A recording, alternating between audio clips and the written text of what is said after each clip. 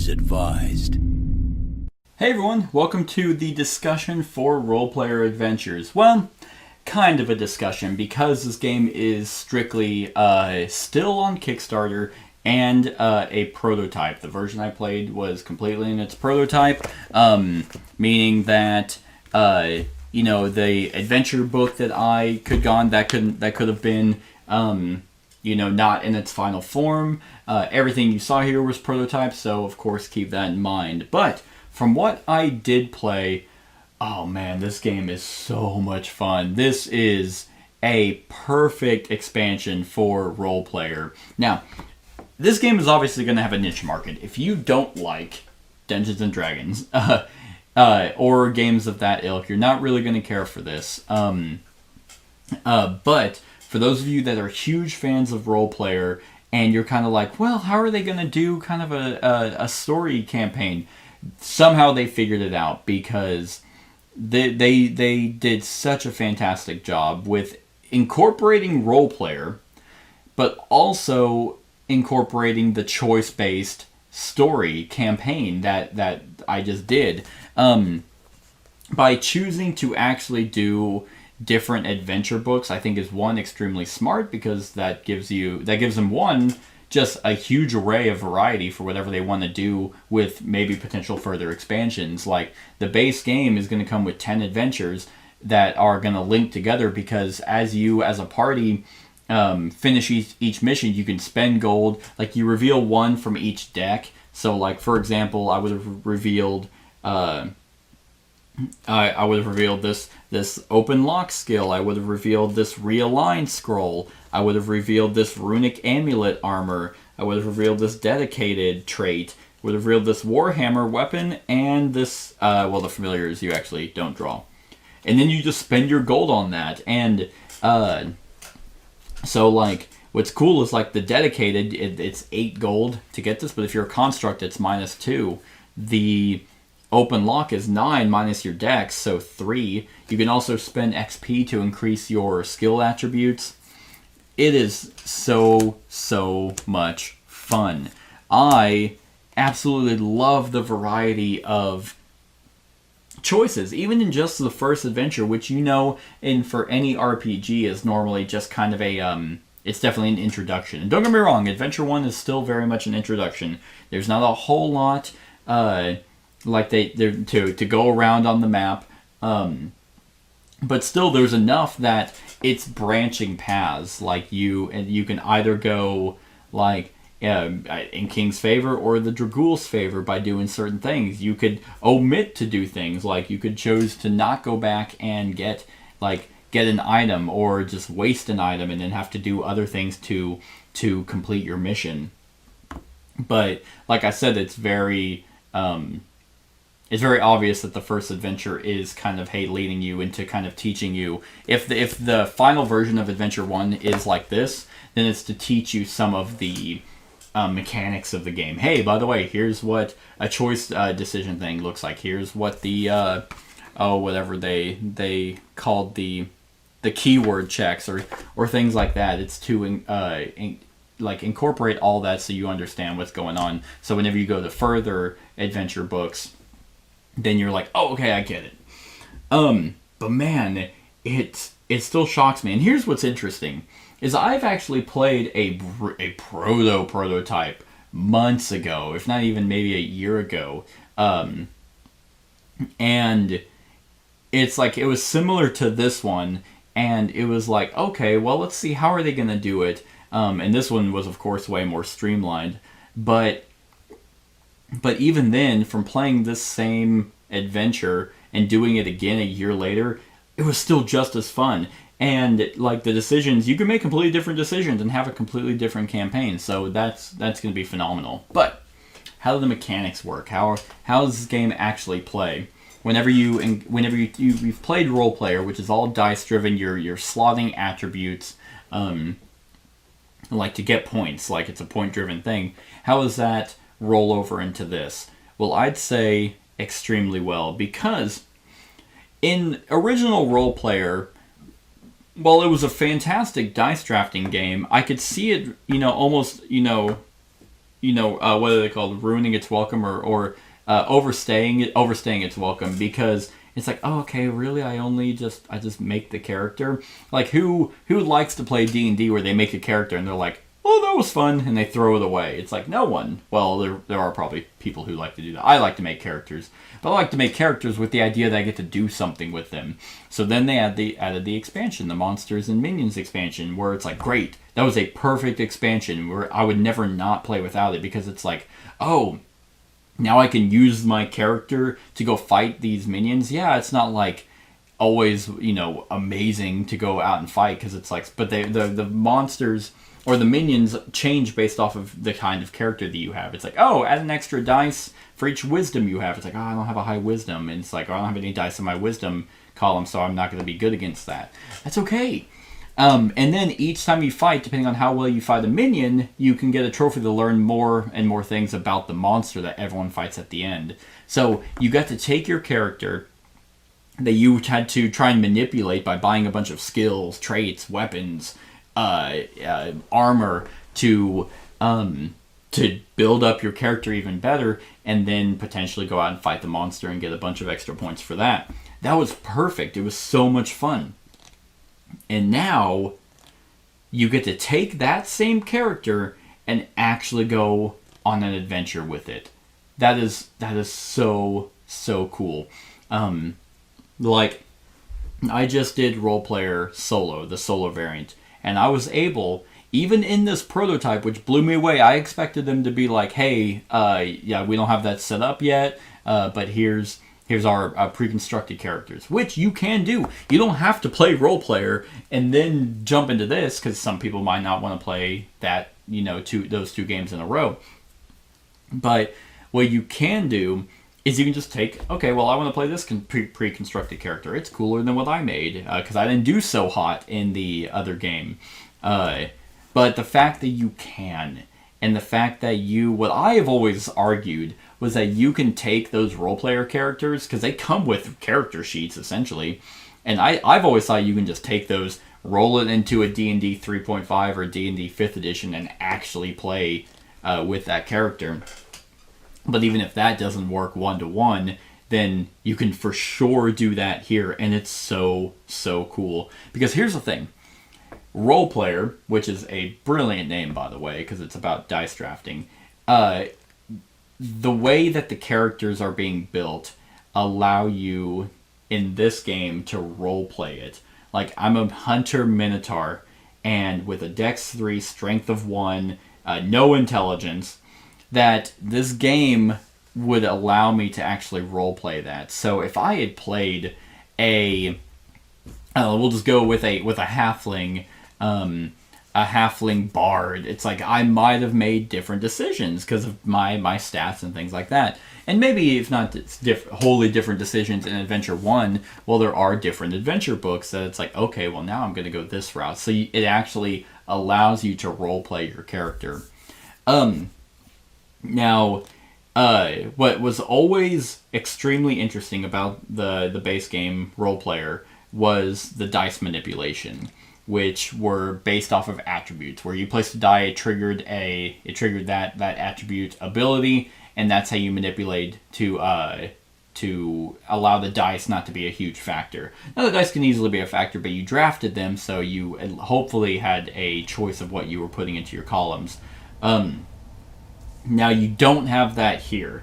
Like, there's no dice drafting in role-player adventures. But what you do have is you have a hand of cards. And I remember when I initially played the very, very early stages of this game, just to give Keith an idea of what we thought, any pros or cons of it. And I remember, being, I guess, interested, or maybe not even really caring for the way the dice worked. Because it was like, okay, so I can do... so I get these dice. Oh man, I didn't get a green. Well, that sucks.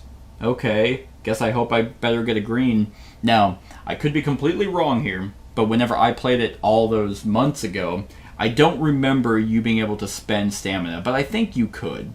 So that's how you mitigate your dice. Because you have cards that are in your hand. You can easily see what you are able to do, which is one, thematic, because your character is your character. He knows exactly what he should be able to do. So it's like if you're sitting here and you're like, man, like and even all of the skills or the combat stuff were like the choices. It was like, hey, it's going to use Dex and intelligence, and I'm like, well, I have 0 intelligence, but that gives you an idea. Hey, that's probably going to use a lot of blue dice. Well, I can't get blue dice, or I can't willingly choose. Now, but they have ways around that as well. If you have quite a bit, let's say it was con and intelligence. Con is green, intelligence is blue, but I know it's not going to be Dex. I can see it. I can spend a strength and 2 Dex to be able to put in a blue. So you have ways to spend your stamina to compensate for the lack of like a specific color. Now, in this case, in a solo game, it's 1 for 1, so it's like it'd be better if I did something that adhered to my strengths, which is also really cool. That's how you mitigate the dice. Now, even then, it's like, okay, this like fighting Tog, for example, required everything except a purple and a black, which is really what I was best at. But it's like, okay, well, let's do this. I'm going to spend 2 con to give me a green because I have a card in my hand that turns a green into any color. That's amazing. Like, it's so, like, it has the randomness, just like D&D has D20s for skill checks, or it has a D20 to see if you hit the guy to go against his AC. You still can have luck. Like, if I'm rolling, and it's like, these are the colors I get, and it's like, crap, I really needed a black 4. Oh, I don't have a card here that lets me turn that into anything. Alright, well, I guess I didn't hit him, or I didn't complete the check. But I did get this, this blue 2 and this purple 4, so I'm able to do something, but I'm not able to do everything. So you're not going to be able to do every skill check or everything. I mean, skill checks you have to do, it's one or done. You pass or fail. The combat, you have 3 rounds to get the dice. So even that I like, because combat in regular D&D or whatever tabletop RPG is always a slog for me because they end up taking a lot of time.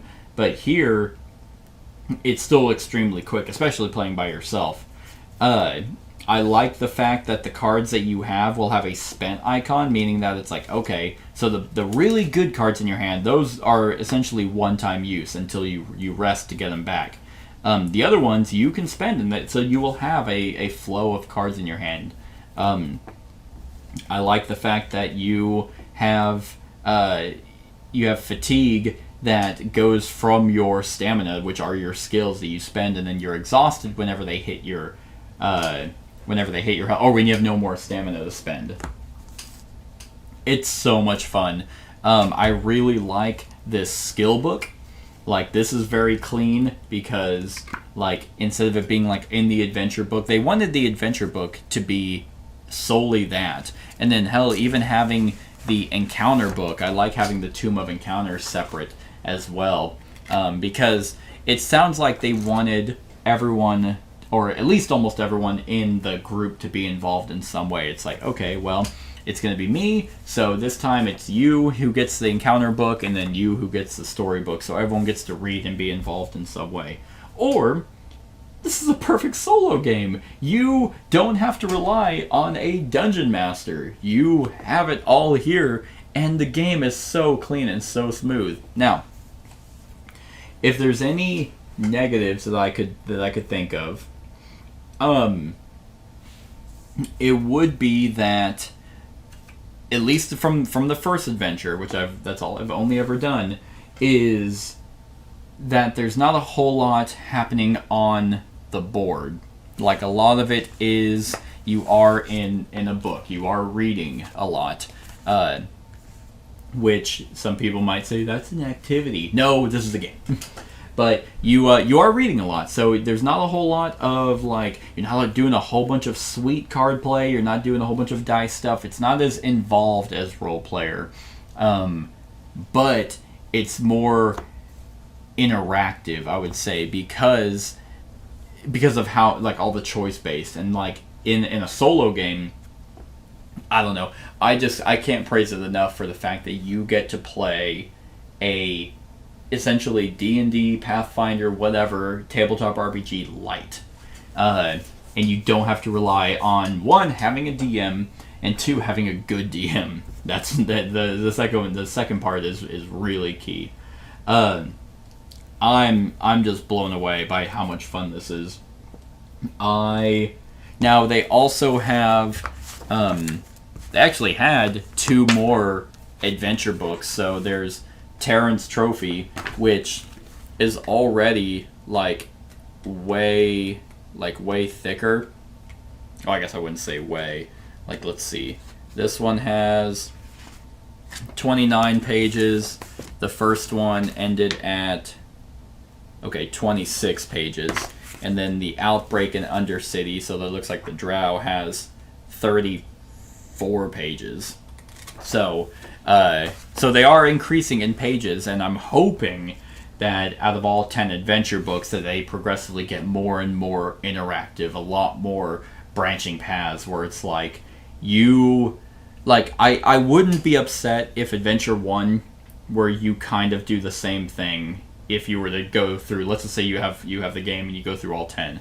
I wouldn't be surprised if maybe the first 2, maybe even the first 3 you kind of do the same, but I would love to see from early on, maybe 3 to 10, that you have to play it multiple times to really see everything. That's what I would like. And then, like I said, the fact that they can... the fact that they're doing these adventure books allows them to just release expansions of just the books. They don't have to add...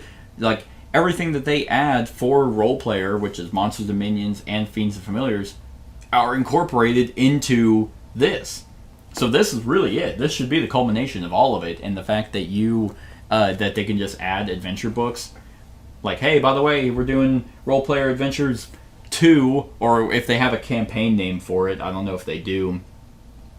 But if they do, then they're hey, here's Role Player Adventures jumping into the city or jumping into the sky. Here's campaign, or Castle of Ravenloft. They somehow get IPs from actual D&D, work with Wizards of the Coast. I would cry. But then it's going on Kickstarter. It's another 10, set of 10 adventure books. They've really opened the door for that to be their avenue, and it would succeed wildly. Just because of the variation. You can even add another box where it includes, the items, because they're going to have, the Discovery deck, the Title deck, and the rare cards. All of those are going to be story driven, so those would come with it. You could have maybe 4 or 5 pre-constructed characters. The rest, it's just you make any character from Role Player, you can just throw into this game, and then you can just play all that. I love it. I think it's so much fun. I really got no other negatives. The game is very smooth, very clean. It's not going to be... I don't foresee this being overly complicated. Yeah, it's a blast. So yeah, those are my thoughts on Role Player Adventures. Right now for what the prototype is, but yeah, definitely, if anything I said, if that's oh man, that's what I want. I'm a huge Role Player fan, then definitely go check out this Kickstarter. I can even tell you how much the pledge is.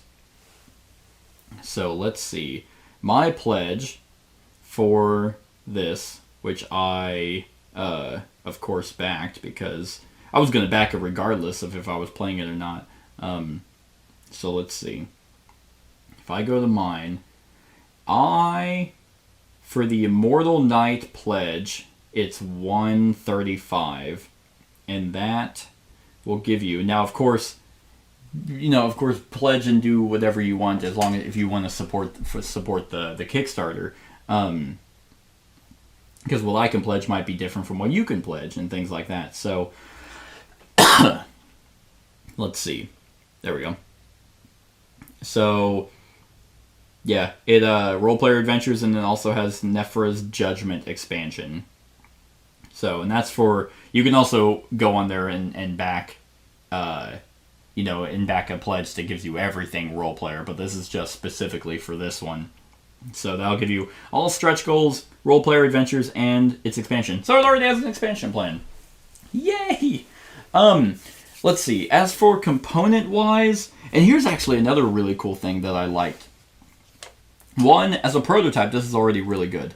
They have the inset boards, so like where your XP, it already slots in. But here's the other cool thing, is the character sheets slide into the into the board. So that's just really clean. So either they're just gonna have you have a bunch of these that you can just print off and then you fill out, and then you just slide in.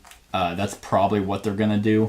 And even in the prototype, this fits really well. It has your character, your race, the player name, his class, and then your strength, or your attributes. And then, like I said, you spend XP and you gold to buy items, and then XP to level up your character so you can just continue to do better. And they also, at least in the first adventure book, were pretty lenient with XP. Like, I don't know. And then for it, you just carry on from campaign to campaign, see your character grow, and be a badass. But that's it, everyone. That is my thoughts on Role Player Adventures, the prototype. Let me know what you think of it currently, in its current state, in the comments below. Once again, click the I to go to the Kickstarter. Other than that, like, comment, share, and subscribe, and have a wonderful whatever time of day it is for you. Hey everyone, thank you for watching, and I really hope that you enjoyed the video. If you would like to see more of my content, go ahead and click that subscribe button and the bell to be notified whenever I upload any new content. If you feel like supporting the channel, you can go ahead and click that Patreon link to be taken to my Patreon, and any help is truly appreciated. Other than that, stick around for any other run-throughs or reviews or cool top 10s or whatever I feel like putting on. Other than that, like, comment, share, and subscribe, and have a wonderful whatever time of day it is for you.